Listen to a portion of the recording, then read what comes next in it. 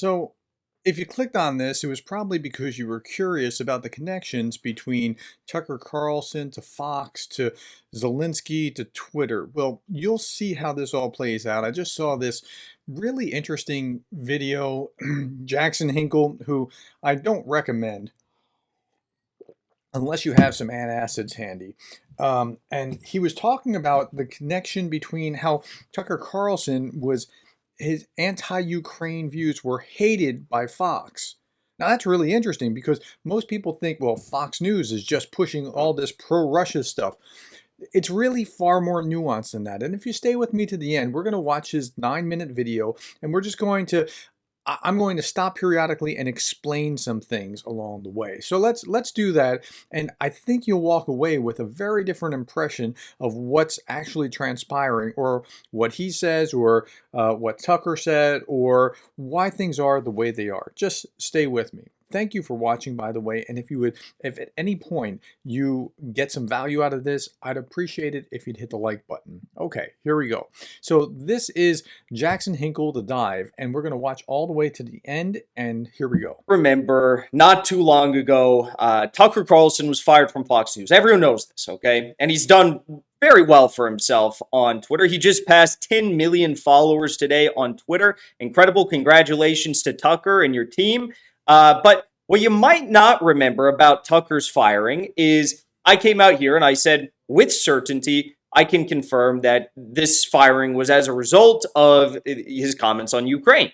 Okay, let's stop there for a moment.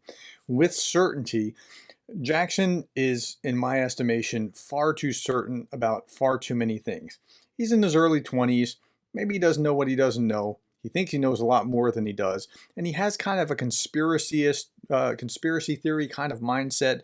Now, you'll also notice that a lot in the, I don't want to paint too broadly, a lot over on the side of MAGA Republicans tend to have more of a conspiracy mindset. I mean, like the populist Republicans that are all against the deep state, and the deep state is really the new Rothschilds. It's the new boogeyman of the, now, Tucker shares this kind of view, okay?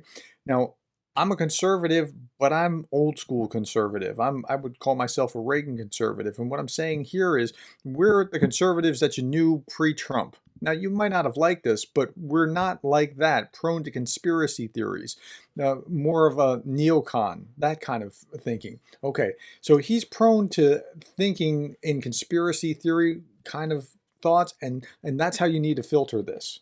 And not only could I confirm that, but I also had this to share with all of you as well. This story was published in the Daily Beast, amongst other outlets. The Murdochs, you know, who are CEO of the Fox News Corporation, founder of the Fox News Corporation, and they CEO of News Corp. The Murdochs held a call with Zelensky weeks before the Tucker ouster. Now, let me stop there for a moment. Let's go back just to this picture. So Rupert Murdoch, he gets misunderstood as being this ardent conservative. He's not ardent conservative. He's like new money, anti-establishment, and I've read multiple biographies about him, by the way, so I know what I'm talking about here. He's more anti-establishment than he is conservative. Like, think about Fox Network. It's hardly, I don't mean Fox News, I mean the Fox Network that he put together, hardly a conservative, family-oriented kind of outfit, right? But he's anti-establishment, anti the current media establishment, and that's kind of his bent and penchant. But for whatever reason, he was on a call with Zelensky, and so now he's Jackson's trying to connect the dots and say, it's that phone call with Zelensky that got Tucker fired, and that's where he's going to go with this. Listen. Corp. The Murdochs held a call with Zelensky weeks before the Tucker ouster. Media mogul Rupert Murdoch reportedly held a call with Ukrainian President Volodymyr Zelensky in March, just weeks before the ousting of Fox News' top critic of U.S. support for the country's war against Russia, Tucker Carlson. Details of the pair's conversation remain sparse, but they did not discuss Carlson directly. Oh, yeah. I'm sure we can totally rely on the Murdochs to give us the full, honest, and total truth, right? Oh, yeah, they did. Heaven forbid did we talk about Carlson. No. Okay, so those elites, you can't trust them to tell you the truth. That may be true, that may not be true, but that's his the filter through which he sees the world. And then we fired him 2 weeks later, right? They definitely talked about Tucker Carlson.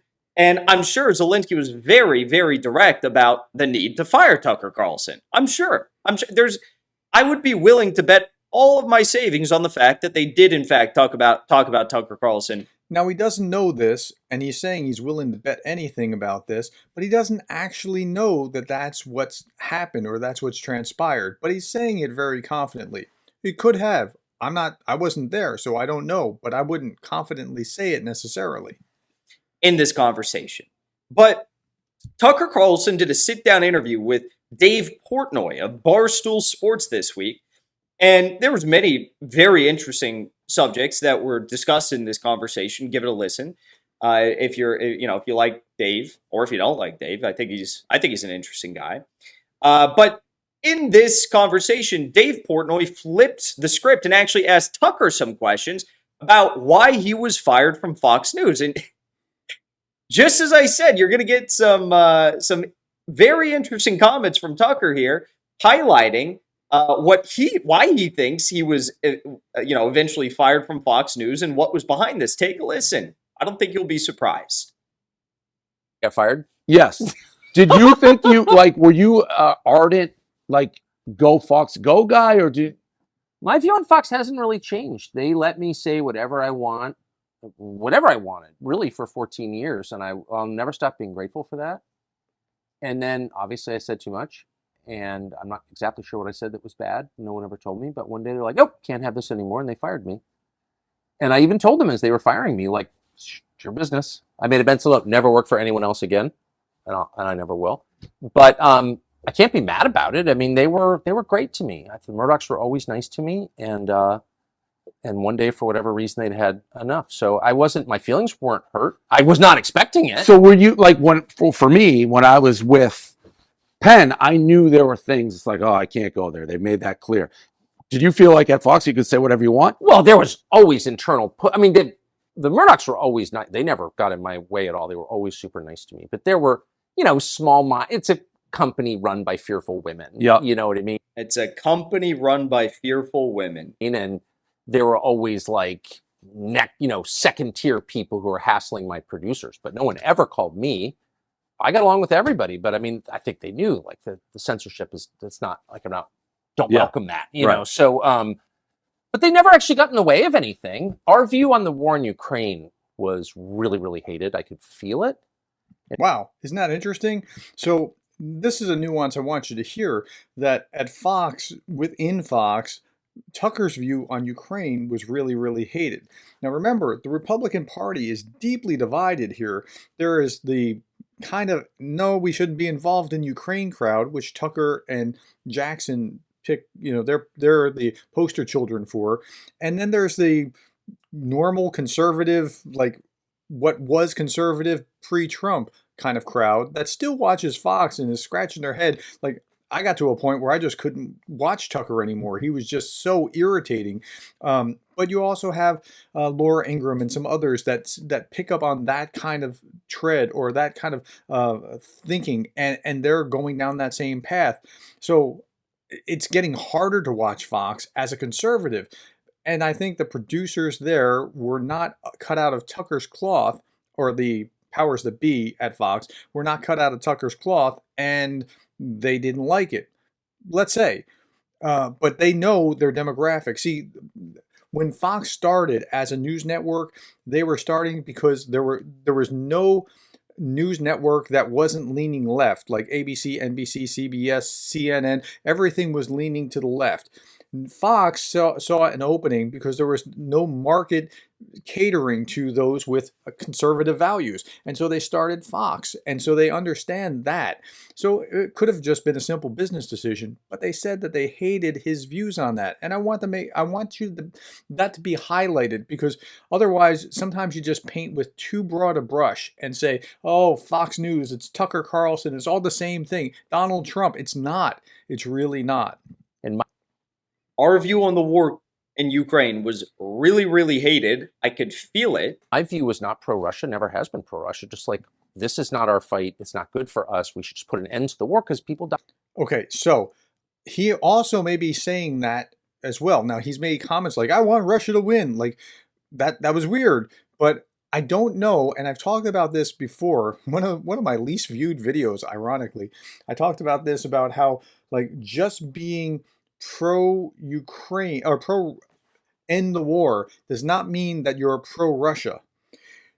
When you're pro Ukraine, it's like you feel it. You're like, yes, I want them to win. And you're behind them, and you get it. And you're, wearing a flag pin, or you're putting something on your car. Or you're watching these videos or whatever. But when you're against it, you don't. I don't see the same level of intensity of those that are against the war as those that are for Ukraine. If that makes any sense. Dying war, I've seen it. It's bad. And just saying that was considered like crazy pro-Kremlin propaganda. And they were very mad about that. But to their That's the intensity issue that I'm talking about, coming from those that are supporting Ukraine. credit, they never said anything to me about it directly. I could just smell it. To their credit, they never said anything about it to him directly. He could just smell it. Did you feel like at Fox you could?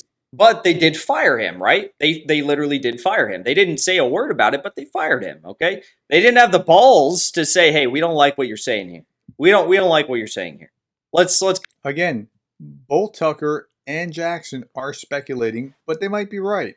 cut this Ukraine nonsense out. Could you imagine Tucker Carlson today? I mean, think about everything that's happened since he got fired.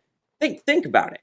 Think about what's happened since he got fired. I mean, we still don't know where those drones that landed on the Skov air base came from. We don't know if they came from a NATO country.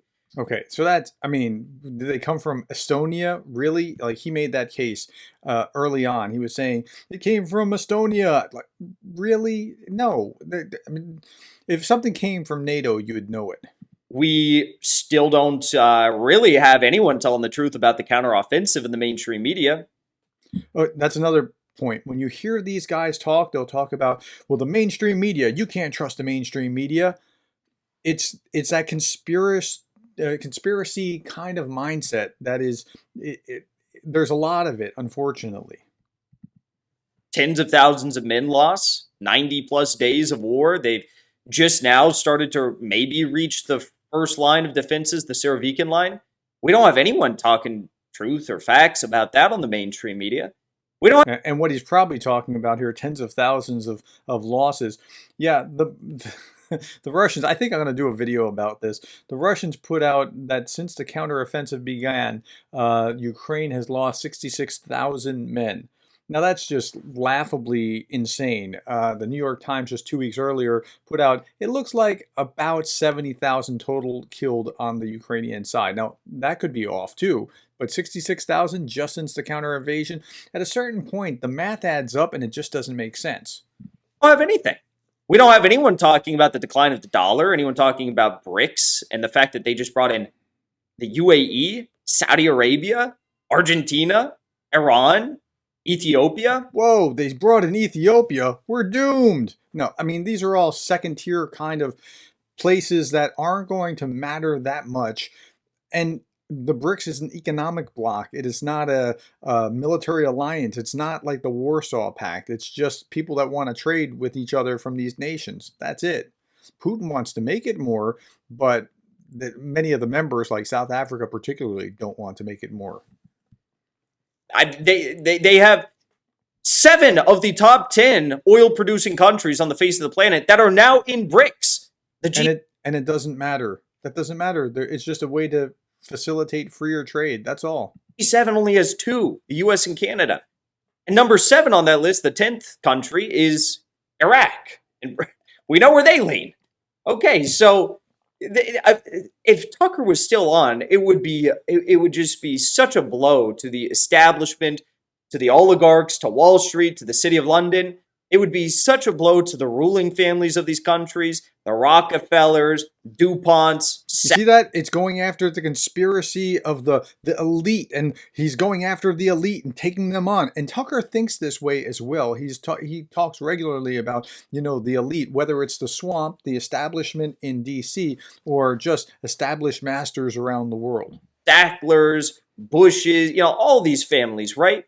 It would be such a blow to their legacies, everything that they do.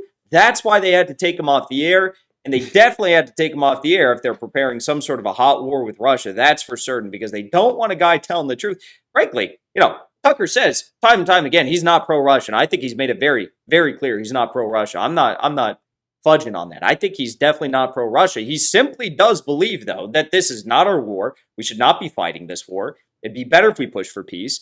And that's great. That's great. Okay, so I don't know. I mean, he said that he wants Russia to win on one occasion on Fox. He also has said just now that he's not pro-Russia. So I don't know exactly where he is with that. I know Jackson is pro-Russia and his girlfriend is from Russia. So, I mean, yeah, at any rate, once you start to see some of these nuances, a lot of this starts to make sense. But you have a guy like Tucker Carlson on the air when maybe a hot war with Russia is about to break out. We're very close. We're about one accidental air defense missile away, or one drone strike, or one helicopter going off Belarusian territory away from World War III. At this point, I'm wondering, is Tucker Carlson still a guy that can even live in the United States if we're in an actual hot war with Russia? I don't know at this point. What does that even mean? And is he threatening him like Solyov was doing the other day? I just don't understand that. And this whole idea that we're just this close to World War III is a standard Russian talking point. Pro-Ukraine people don't talk in those terms. Only those that are kind of spouting the same kind of things as what you hear on RT and Pravda and TASS. You see what they're doing to Donald Trump? They're trying to lock him up for like 1,000+ years. They're trying to charge Donald Trump now, not just with all this madness. They're trying to, first of all, begin his court dates in March. Now they're talking about October, late October. And they're talking about charging him with insurrection. If they charge him with insurrection, that means he can't run for president. He's not going to have his name on the ballot. So what he's saying here is the first thing that I semi-agree with, in the sense that conservatives generally feel that Trump, while he does all the crap that he does to himself along the way, is being politically persecuted. Rightly or wrongly, that's how they see things. So what's that? We live in a banana republic. Okay? It's like big Ukraine, what we live in right now. It's terrible. But notice how he connected Banana Republic to Ukraine, because the charges of corruption, when Russia is even more corrupt. Like, go look at the indicator or the indexes about corruption, the corruption indexes, and Russia's far more corrupt than Ukraine. There you have it. Tucker Carlson basically confirming what we all said here. He was not fired for litigation about these voting machines. No, he was fired because of Ukraine. And just like, so many others before him who said an ounce of the truth that he spoke on such a critical issue, right? He was fired because he spoke out against the permanent war state in Washington, D.C. See the elites again? They're back, right? And for that, he's paid this price. But the people so crave his truth and the truth that he speaks, and that's why he just passed 10 million. Well, they crave his views, whether it's true or not. That's yet to be determined, but it doesn't seem like it's plausible that so many people want to hear him, just like it's plausible that people want to hear Alex Jones and InfoWars. Whether that's true or not, which seems a lot less likely than that it is, that doesn't mean that there's not a demand for stuff. There's a demand for Jackson Hinkle, believe it or not. Followers on Twitter. He's got the first most viewed interview in world history, Donald Trump, Tucker Carlson. He's got the second most interview in world history, Tucker Carlson, Andrew Tate. They beat Oprah on both of those, Oprah Winfrey, Michael Jackson. So there's no shortage of desire, of hunger amongst the American public for this information. The simple fact is the people in the establishment don't want you to hear it. Yeah, there it is again. The establishment's trying to keep you from this truth, so you better listen to me or else. Okay. It's not over. Listen to Thanks for watching that episode of The Dive. If you enjoyed what you saw, be sure to drop a like, subscribe, comment below, and be sure to share this video with your friends. Also, my YouTube channel has now been permanently demonetized by YouTube because of the truth that we tell. No, it's not because of the truth that you tell. It's because you wantonly violate it, and you put some sick stuff out there, like some sick, like nasty stuff out there. So that there's a reason for Well, that. here. For that reason, I'm asking you to join as a supporter on my locals community, which you can find linked below in the description of this video or in the comment section. Thanks for watching. Thank you for Okay, so that's it with Jackson Hinkle. I think his connection between these things, between Tucker and Fox News, it was interesting to see the juxtaposition. What I really wanted you to understand is that, like, the powers that be didn't like Tucker's understanding of what was going on. Whether that caused them to fire him or not, we just don't know. But I think that there is something to that. But you got to understand these people in context. If you take them just as they are, it looks like one thing. But if you understand the context, like that this guy, his girlfriend or fiance or whatever she is Russian. He loves Russia. He's all in the bag for Russia. Tucker is kind of on the same kind of page. They both are like the establishment. There's a conspiracy out there. They're trying to run our lives and take over with new COVID controls. And like, they're really thinking this kind of stuff. Okay, that's all I'm going to say about it. Thank you for your time and attention. And thank you for caring about Ukraine. Thanks for the likes, the subscribes, the shares, the coffees. But more than anything else, thank you for caring about Ukraine.